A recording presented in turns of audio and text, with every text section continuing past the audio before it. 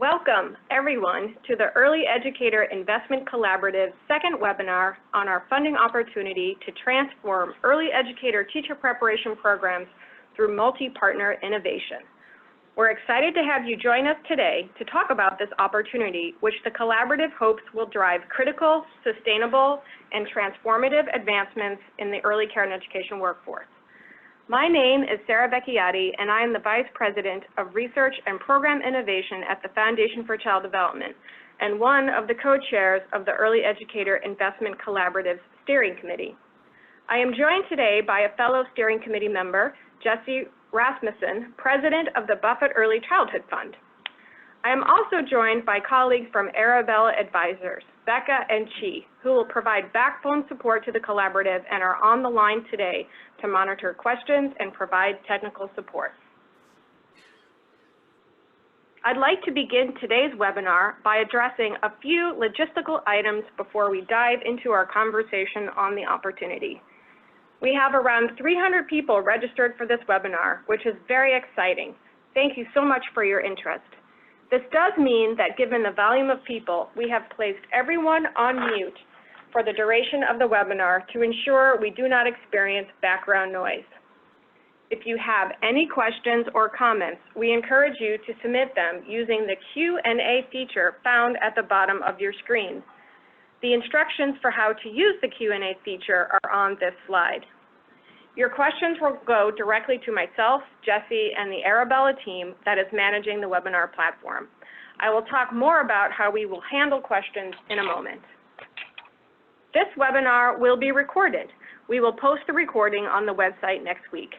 You can also access the webinar recording and deck from our first webinar on the Collaborative's website under the Our Grants page, and please click on Webinar Resources.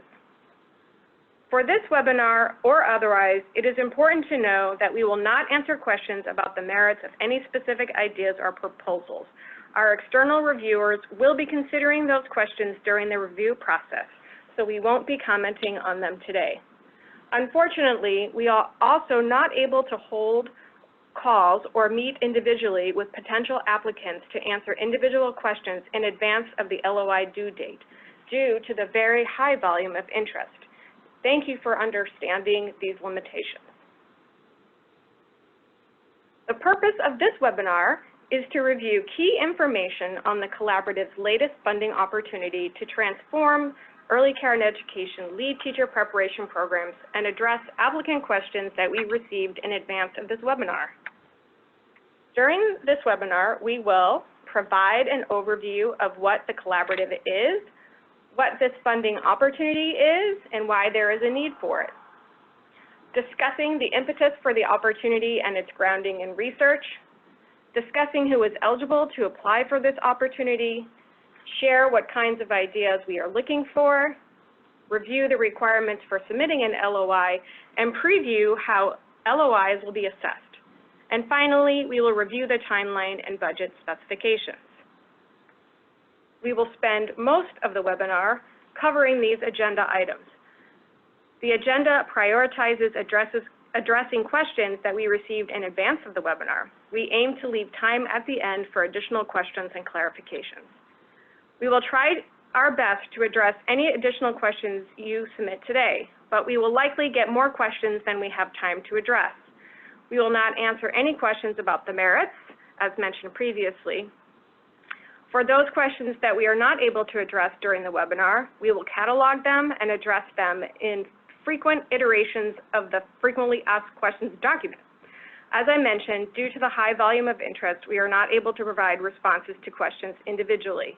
If you have not already done so, we encourage you to sign up for the opportunity distribution list by going to the Our Grants page on the Collaborative's website. This will ensure that you are notified when we share updated FAQs and the webinar recording from today's webinar, as well as other future updates on the opportunity.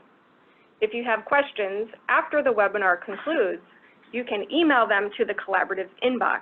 We will circulate updated FAQs and a webinar recording to the opportunity distribution list, and we'll post them on the Collaborative's website. I'd now like to turn the presentation over to my colleague Jessie to provide some background information on the collaborative. Jessie? Thanks, Sarah. I joined Sarah in saying how excited we are that so many of you are interested in this opportunity. So let me tell you a little bit about the Early Educator Investment Collaborative, which we will refer to as the Collaborative. It's a group of early childhood funders listed on this slide who have come together to advance the highest standards of educator quality and make them possible through equitable access to teacher preparation, ongoing professional learning, and compensation that reflects their transformational values. The collaborative is fiscally sponsored by TSNE MissionWorks and receives backbone support from Arabella Advisors. The collaborative envisions a country where there is no opportunity gap among children, where every child makes lasting gains in cognitive, social, and emotional development through their early care and education experience. We believe that that is the key to achieving this vision, and to do this is to ensure all early educators are adequately prepared and receive professionally appropriate and fair compensation. To that end, we are supporting the field in developing competency-based preparation for early childhood education lead teachers and linking this with professional compensation. The goal is to transform the system of preparation of early educators so that our youngest learners have equal access to high quality learning experiences grounded in the science of child development. Our work is critically important because the future of young children depends on the future that we create together for their educators. This slide outlines some of the collaborative's guiding principles, which help drive our funding strategy, including the grant opportunity we are discussing today.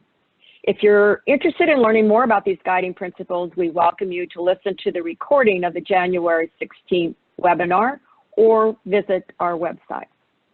It is important to stress that the collaborative's work and this funding opportunity are heavily based on the recommendations from the 2015 National Academy of Sciences, Engineering, and Medicine report, Transforming the Workforce for Children Birth through Age 8, a Unifying Foundation, and the companion 2018 report, Transforming the Financing of Early Care and Education. We are deriving our references to competencies and standards from these reports and would really encourage you to spend some time looking through these reports. We are grounding these opportunities in these consensus documents because they really reflect our best knowledge and research in our field and the best research on preparing and financing the workforce. Helping the early childhood community and its many partners aggregate their daily work into a bigger, bolder vision of the ideal, and reaching that ideal through collaborative systems change is what the collaborative is predicted on and dedicated to. This brings us to the funding opportunity we are here to discuss today. So I'll turn it back to Sarah to provide more details on the opportunity. Thanks, Jessie. What is the opportunity? Through this opportunity, the collaborative seeks to support efforts to catalyze transformative systems change for educator preparation and compensation. Transforming early educator preparation programs through systems change is essential to making sure every educator is adequately prepared and appropriately compensated to meet the needs of our youngest and most vulnerable children. That is why this work and the opportunity is so important to the collaborative. The current patchwork of early care and education systems, including early education preparation and compensation systems in the United States, is not working for the children served or the early care and education workforce, particularly for women of color. Structural inequities evidenced in low wages, uneven qualification requirements, and lack of access to higher education must no longer be the status quo. We are looking to support bold, innovative ideas that address existing structural barriers and inequities. We are looking for solutions to promote access to and affordability of higher education, culturally embedded and responsive approaches to higher education, and just and appropriate compensation for ECE teachers aligned with a set of competency-based preparation requirements. We are looking for the big picture thinking that seeks to change, or at least get started changing, how we prepare ECE lead teachers. When we say this opportunity is focused on early childhood, we mean the developmental period from birth through age 8. This developmental period coincides with early learning experiences that begin at birth and continue through the 3rd grade. Educator preparation programs for this opportunity should focus on preparing educators to work with children in this age and grade range and preparing educators to work across all early care and education settings. I want to highlight some key features of this opportunity. The collaborative will be making a limited number of 2-year grants to interdisciplinary partnerships, meaning partnerships between institutions of higher education and states, territories, and tribal nations. Within the IHEs, the collaborative also anticipates there will be a need for interdisciplinary partnerships between and among different academic disciplines and departments to implement this work. We will discuss partnership requirements and eligibility in more detail shortly. This is a 2-phase grant-making process. The first phase, which we are discussing today, is an open call for letters of intent. All applicants who meet the eligibility criteria are invited to submit an LOI. From these applications, the collaborative will select a subset of applicants to submit a full proposal, the second phase in this grant-making process. The collaborative is committed to supporting efforts that prioritize and promote racial, ethnic, linguistic, and socioeconomic diversity and inclusion in the ECE workforce. We expect applicants to thoroughly consider and address issues related to these dimensions of diversity and equity, particularly in the design of your programs and in the staffing of the project for the proposed project team.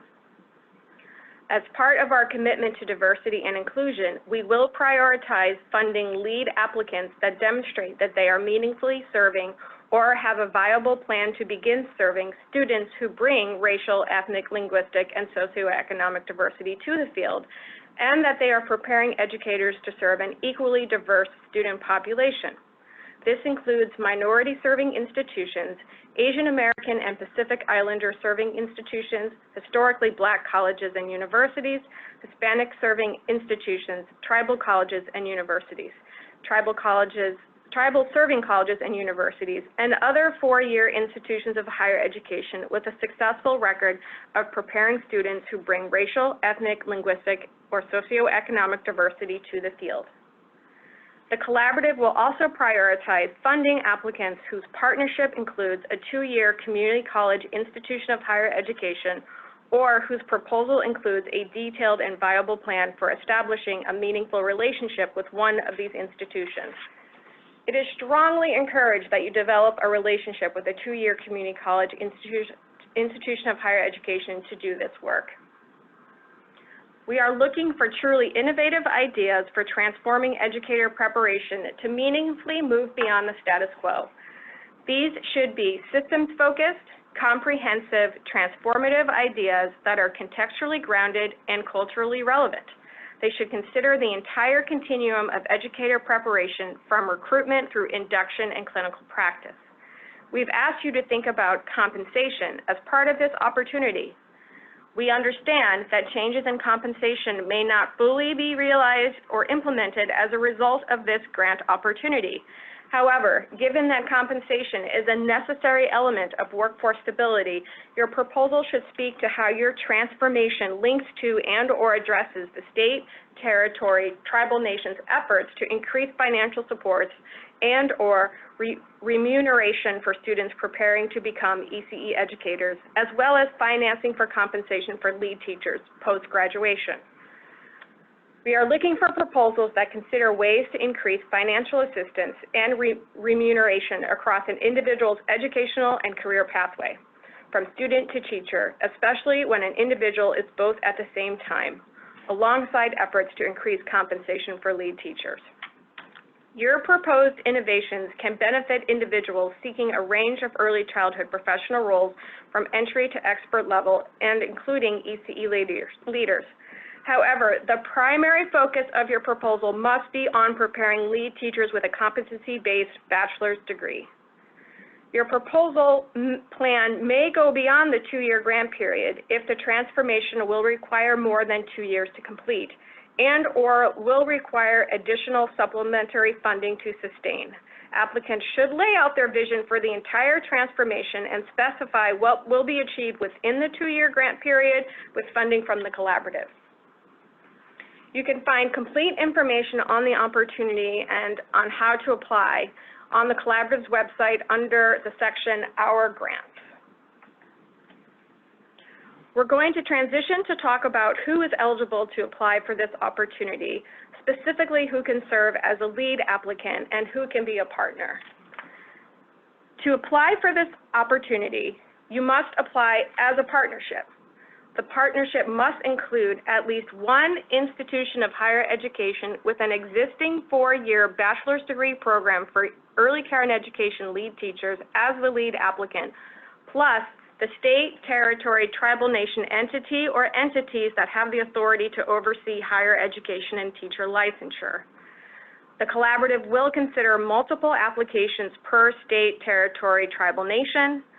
States, territories, and tribal nations may partner with individual eligible institutions of higher education through multiple applications. State, territory, tribal nation, entity, or entities may partner in a partnership which includes multiple institutions of higher education, but one institution of higher education with a 4-year bachelor's degree program for lead teacher must be designated as the lead applicant to represent the multiple institution partnership. The lead applicant must be an institution of higher education that issues a 4-year bachelor's degree for ECE lead teachers. We recognize that in some geographic locations, there might be multiple institutions of higher education that work together, research institutes that are embedded within higher education systems, and/or state higher education system that serves or oversees multiple institutions of higher education.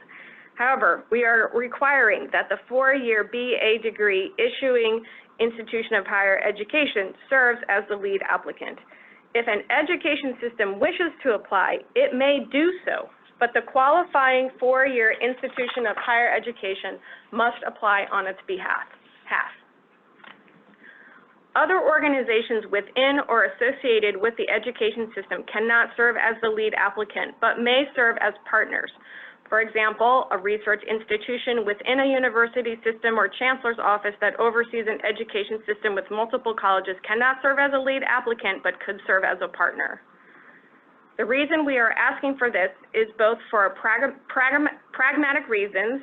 It is easier to have one organization receive the grant and sub-grant it to others, and for substantive reasons, because we are looking for truly transformative change in early care and education lead teacher preparation programs at bachelor's degree level. We think the best way to achieve this is to have direct investment from and engagement with institutions of higher education that are actually running and conferring the BA degree programs for lead teachers themselves. The institution of higher education must have a 4-year bachelor degree program for lead teachers at the time of application to be eligible to serve as the lead applicant. If a 2-year community college offers a 4-year BA degree for early care and education lead teachers, it is eligible to serve as the lead applicant. Institutions of higher education that offer only a CDA credential or an early care and education endorsement, but not as a 4-year BA degree for ECE lead teachers, are not eligible to serve as lead applicants for this opportunity. The focus of this opportunity is on 4-year competency-based early care and education lead teacher preparation culminating in a bachelor's degree. However, applicants offering a BA degree may choose to do work along the entire continuum of preparation and think about articulation from a CDA to an AA to a BA as an aspect of their proposal. Institutions of higher education that offer only master's programs are also not eligible to serve as a lead applicant for this opportunity, though they may serve as a partner if the primary focus of the application is on transforming the BA degree program within an educational continuum. Programs that offer both BA degrees and master's degrees for example, a 4-year BA program plus 1-year master's program, are eligible to serve as lead applicants with the same condition. The institution of higher education's existing program does not already need to prepare ECE lead teachers for certification and licensure. The grant can be used to revise a program for this purpose. The collaborative expects applicants to engage in work to prepare students for the appropriate licensure. Institutions of higher education must be nonprofits, private or public, based in the United States or territories or in tribal nations to be eligible to apply. For-profit proprietary institutions of higher education or institutions of higher education outside of this geography are not eligible for this opportunity. The collaborative has a limited amount of funding and is restricting the grants to nonprofits for this round. The steering committee may consider funding for-profit institutions of higher education in future grant making. We've received some questions about how we are defining an institution of higher education and have included definitions in the FAQs for your reference. We have also received some questions about which state, territory, tribal nation entities are required to participate in this opportunity. To provide some clarifying details. First, all state, territory, tribal nation entities that are responsible for higher education and teacher licensure must serve as partners. We are not going to specify which entities these must be since they vary by geography. We will rely on you to convey in your application which entities are responsible for higher education and licensure within your context and how they will be involved in your proposal. Note that only one entity is required to have signed on to the partnership at the time of the letter of intent. Other entities will be required to demonstrate commitment by the time the proposal is due if the LOI is invited for the second stage process. To demonstrate commitment, the collaborative requests a letter of commitment or some other statement from the state, territory, tribal nation, or entities. As a reminder, state, territory, tribal nation entities may be involved in multiple proposals. We will consider funding multiple proposals from the same geographic region. In addition to the required partners, the 4-year institutions of higher education and state, territory, tribal nation may partner with one or more of the following entities. 2-year community college institutions of higher education. We have a strong preference for this and will prioritize applicants whose partnership includes these institutions or who have a detailed and viable plan for establishing a meaningful relationship with one of these institutions to complete this work, one or more of these institutions to complete this work. If this is not possible in your area, we welcome you to explain why in your application. Other relevant institutions of higher education or state, territory, tribal nation entities. These are entities that want to be involved but are not responsible for higher education or licensure. Additional nonprofit organizations. Institutions of higher education and states, territories, and tribal nations may partner with nonprofit organizations to help implement their proposed plans and may present this partnership in their proposals. Nonprofit organizations may not serve as the lead applicant. Examples of partners include, but are not limited to, nonprofit public schools and districts serving pre-kindergarten and elementary school children, early childhood education providers, research organizations within an education system, and intermediary organizations. Note that lead applicants and partners must serve students in the same place-based location. Finally, please note that in question 2L of the LOI on page 15, the collaborative expects applicants to engage the ECE community, such as early educators and employers and families, in the geography being served in your work, whether they serve as partners or involved in the planning of your program in some other way.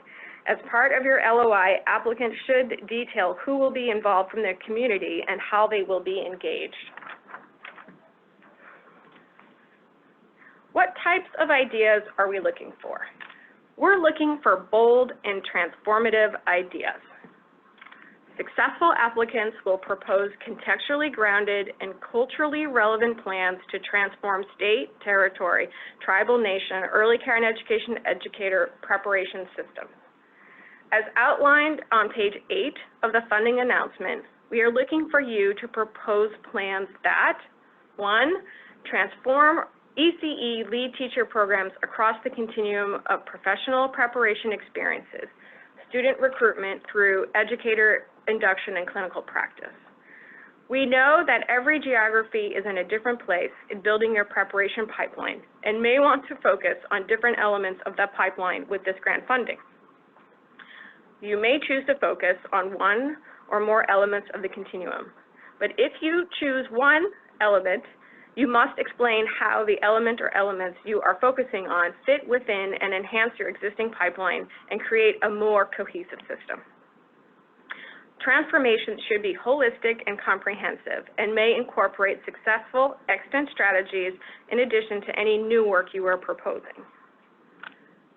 Plans should seek to dismantle systematic barriers in the early care and education workforce and make educator preparation more affordable, accessible, and culturally relevant and responsive. We acknowledge that the ECE workforce works within an ecosystem characterized by systems of oppression. We believe that one way we can overcome this is to dismantle these systematic barriers. Secondly, demonstrate an understanding of why aligning with and reforming state, territory, tribal nation policies and regulations is important, and have a clear and viable plan for sustaining and engaging the right partners in this process. Third, prioritize maintaining the racial, ethnic, linguistic, and socioeconomic diversity of early care and education educators by ensuring educator preparation programs support those who are already working in the field and recruiting new practitioners that mirror the children and families being served. This should include leveraging community voice and workforce diversity as much as possible. Pages 8 to 9 of the opportunity share the outcomes we are looking for you to achieve with your proposed plans. Notably, your plan should, 1, prepare students to achieve mastery of strong early care and education lead teacher competencies aligned with the recommendations set forth in the Transforming the Workforce report in 2015. Require students to demonstrate mastery through an assessment system which results in a BA degree that signals graduates are prepared to provide children from birth through age 8 with culturally relevant, contextually embedded, high-quality clinical and academic learning experiences grounded in the science of child development. Focus on preparing lead teachers. Be inclusive of all current and aspiring educators, including practitioners in the field. Set up a strong pipeline of racially, ethnically, and/or linguistically diverse higher education faculty to prepare early care and education professionals. Have a curriculum that is based on the most up-to-date research and that includes early care and education policy and advocacy content. And engage your state, territory, or tribal nation partners to evenly distribute responsibilities for supporting preparation across partners, pilot policies to provide opportunities for improvement or change policies that stand in the way of implementing proposed reforms, make aligned improvements to ECE workforce systems, and implement and/or expand financial support.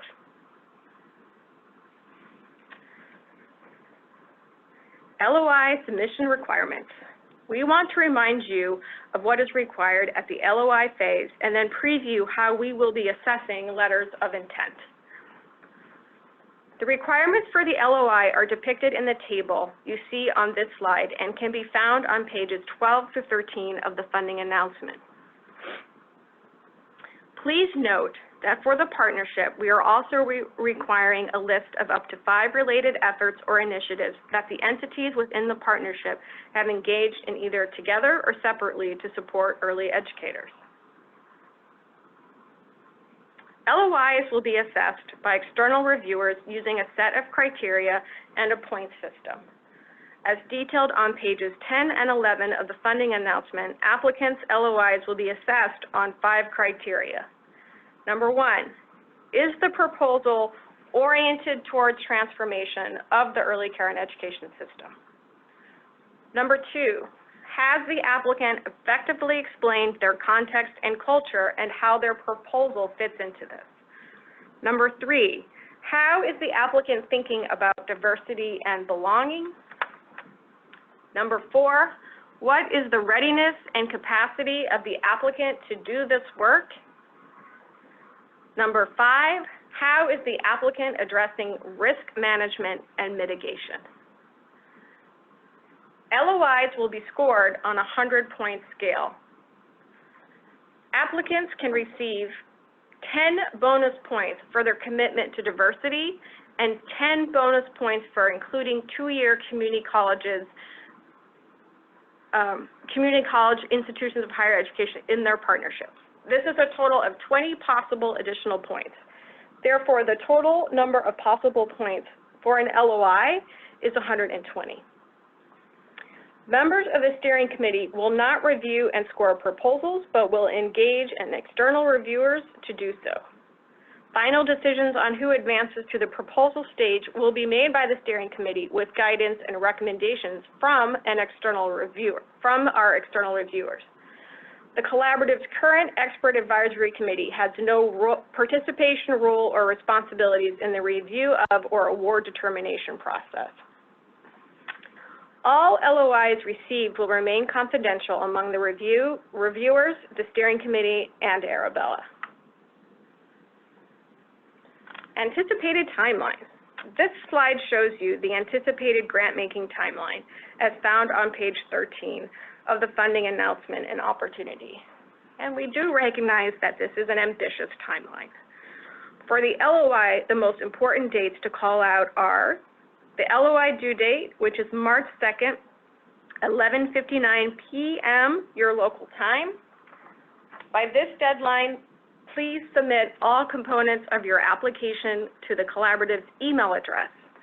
The collaborative's email address is capital E, capital I, the word collaborative at arabellaadvisors.com. Please make sure you submit all requirements in the requested format, following the submission requirements on page 18 of the announcement. In mid to late April, the steering committee will notify applicants of who is advancing to the proposal stage. We will try to get these out as soon as possible to give applicants who are invited to submit a proposal more time to respond. Looking ahead to the proposal phase, proposals will be due on June 1st. Proposal questions and requirements will build from the LOI questions and requirements and will focus on seeking to understand applicants' plans in greater depth. We anticipate notifying grantees in late July of the final grant decisions and making grants in August. We acknowledge that any follow-up to proposal submissions will occur during the summer when institutions of higher education are usually not in session.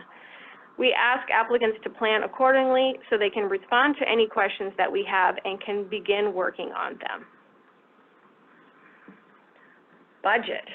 Before we open it up for Q&A, we want to highlight a few points related to the budget. We will fund a limited number of grants up to a total amount of the initiative for the initiative of $10 million.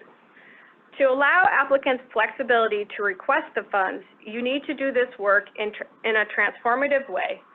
We have not predetermined exactly how many grants we will make, nor are we setting strict parameters for applicant budgets. Grants will vary in size according to identified need and the proposed reform stage of development, with minimum grant awards ranging from approximately $200,000 to approximately $600,000, and maximum awards ranging from approximately $3 million to approximately $5 million. The collaborative will consider funding applications for innovations at various stages of development. Please note that we will not fund planning grants at this time.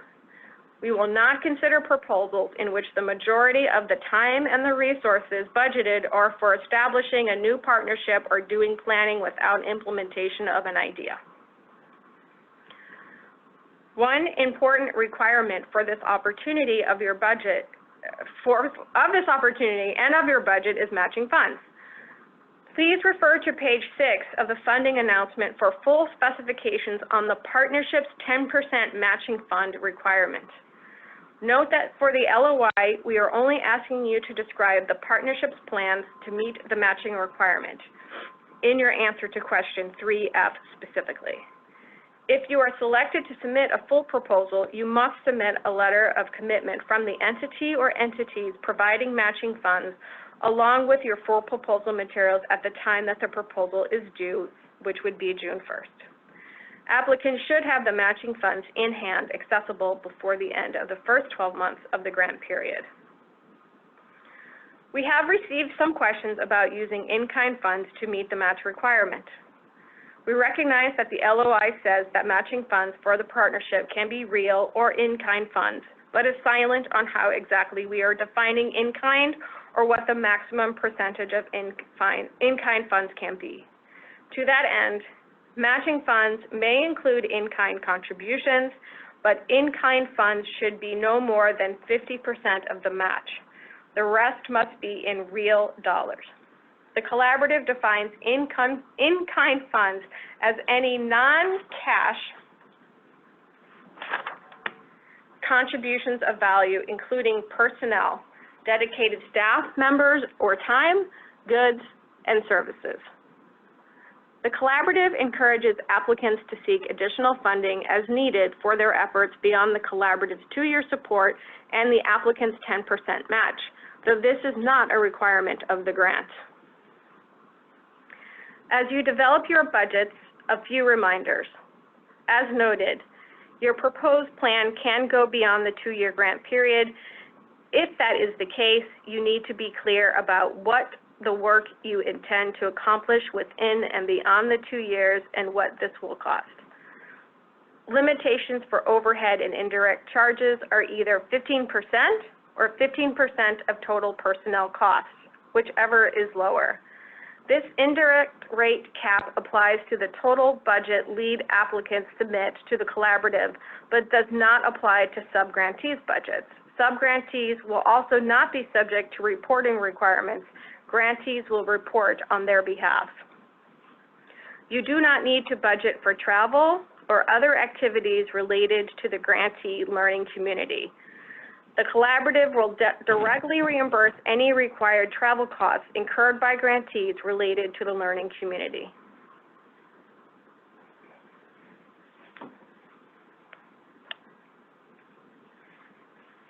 Q&A. Given the nature of what we are asking you to do in the LOI, many of your questions so far, and probably in this webinar, are excellent, complex, and nuanced, which may need additional reflection from the steering committee in order to provide clarification. For such instances, we appreciate your continued patience as we consider and craft responses which would be reflected in frequently asked questions updates. Also, please remember that we will not answer questions about the merits of any specific ideas or proposals. We're going to open it up for Q&A, and I welcome you to submit questions in the Q&A box. Please give us a moment to read through the questions you have submitted while I've been talking. As soon as we have a response, I will come back on the line and repeat the question or questions and address them. There are several questions which are asking whether or not a state entity which oversees various segments of the ECE workforce, but are not necessarily state agencies that oversee state licensure, such as Office of Learning or Office of Child and Family Services, whether or not they can be a partner. Absolutely, they can be a partner within the application.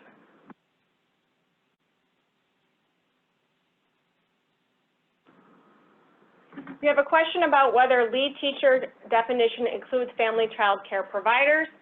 So we do define a lead teacher as anyone who is responsible and is the teacher of record in an early childhood setting, which is directly responsible for the early care and education of the children served. So family child care providers would be considered lead teachers in that sense. We have several questions about whether or not the matching requirement is for the total budget. And yes, the matching requirement of 10% would be for the total budget that is being sought in the grant proposal. We have several questions that are seeking clarification on whether or not a 2-year community college can serve as the lead applicant. A 2-year community college can only serve as the lead applicant if they're offering a 4-year BA degree for ECE lead teachers. Otherwise, 2-year community colleges are considered partners, which also is a prioritization that we have in the application. We actually have additional bonus points provided if there is a partnership submitted between an institution of higher education that has a 4-year BA degree, the state, territory, tribal nation partners, which must include those agencies that oversee higher education and licensure, but can also include other state agencies or departments that are relevant to the early care and education system. And if they have 2-year community college partners, that would receive a bonus in the prioritization for the application. We have a question about clarification regarding proposals or plans that go beyond the 2-year grant period and whether or not a grant can go for more than 2 years and what is the max time a grant can be extended for.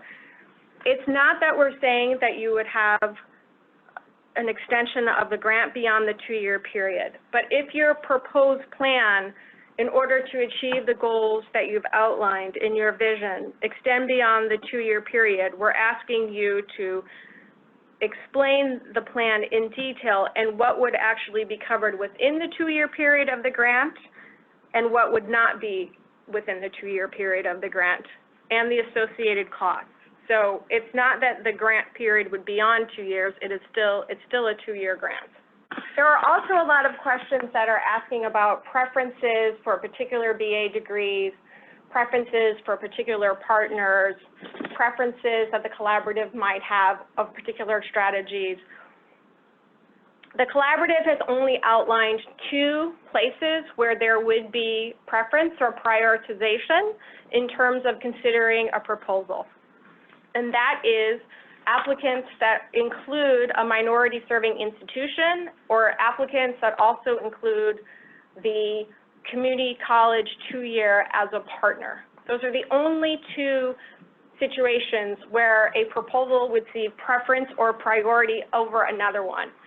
In terms of the quality of your proposal or the strength of your ideas, please refer back to the selection criteria and the expectations for the grant in the actual LOI funding announcement for indications of what we are seeking as the body of work to be covered in the grant.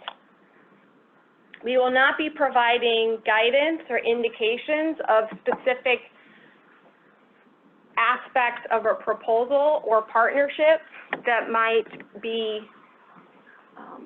considered stronger or another, because that is the purpose of the review process, is for you to explain your plan, and then according to the selection criteria and the alignment with meeting the goals, the reviewers will score the proposals to see which grant applications would be moved forward for recommendation for the steering committee for award.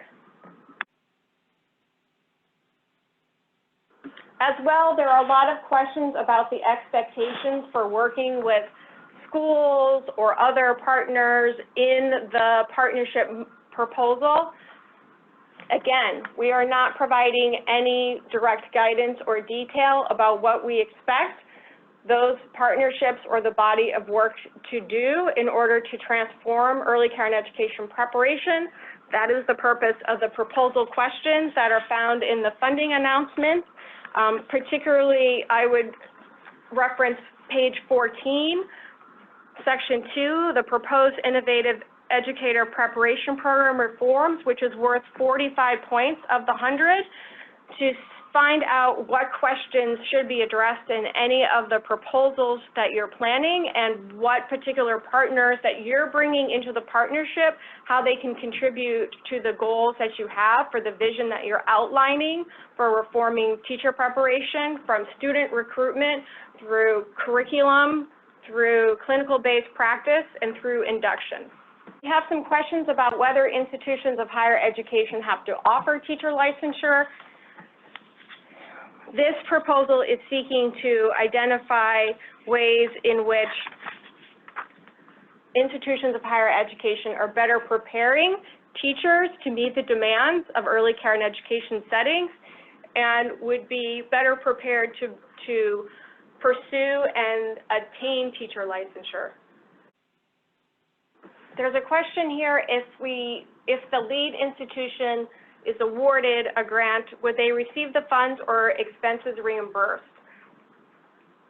The grant would be that they would receive funds probably along a particular payment schedule aligned with the work plan, but it would not be an expectation that it would be reimbursed post-expending. We have one question that is asking whether or not the proposed program to be implemented within a region of the state or territory, as long as it has implications for broad system change and could be scaled up statewide, or does the proposed program need to be implemented statewide as part of this grant? So the expectation is that by having the state included as a partner with an institution of higher education, that there would be some expectation that this would inform statewide scale up. But if it is just a state who is partnering with one individual institution of higher education or several institutions of higher education within a region of that state, a geographic region of that state, serving the same students in a place-based location, that is acceptable for this proposal.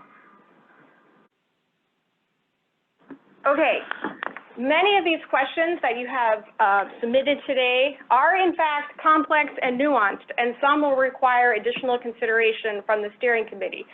So with that, please continue to look out for updated FAQs that we will post on the website and send through the email distribution list. We also encourage people to not forget the resources that are in Appendix A on page 19 of the LOI, which might assist you in the development of your proposals. This concludes our webinar, and Jesse and I thank you for your interest in this opportunity, and we hope that you will consider applying, and we welcome you to continue to submit additional questions to the Collaborative's email between now and the LOI due date, and please keep an eye out for those updated FAQs. If we did not address your question on the webinar today, we will address it in an upcoming iteration of the FAQ. Thank you for your interest and your continued patience, and have a nice day.